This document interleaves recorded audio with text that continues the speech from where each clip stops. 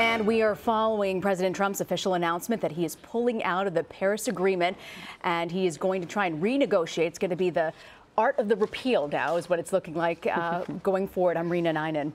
And I'm Erica Pizzi. Yeah, we were just listening to President Trump really outlining the framework of his decision based on the fact that he wanted to put America first. And this was all about keeping jobs here in America.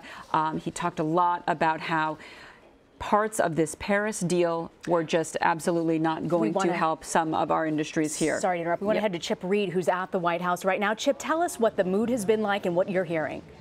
Well, certainly the crowd that he invited here with people who were arguing for this side, arguing for getting out of the Paris Accord. So they're delighted. There are other people who work in the White House and Rex Tillerson, Secretary of State, and others in the administration who wanted him to stay in this deal.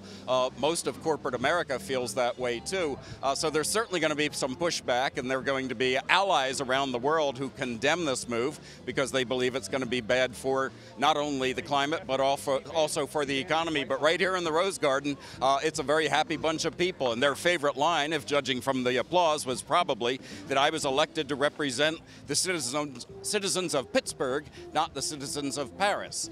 This was, as you said, very much an America First approach. He talked very little about the environment other than saying that he will continue to make sure that America is the leading environmental promoter in the world. But on the other hand, he really cut the guts out of this Paris Accord that environmentalists believe is essential to the United States continuing in that role. One thing he talked about quite a bit was other countries, China and India and even Europe, that he said are put at a competitive advantage here, especially in certain industries, especially steel and coal. Coal in particular. He said, I love the coal miners. He's talked about them a lot during the campaign and a lot as president.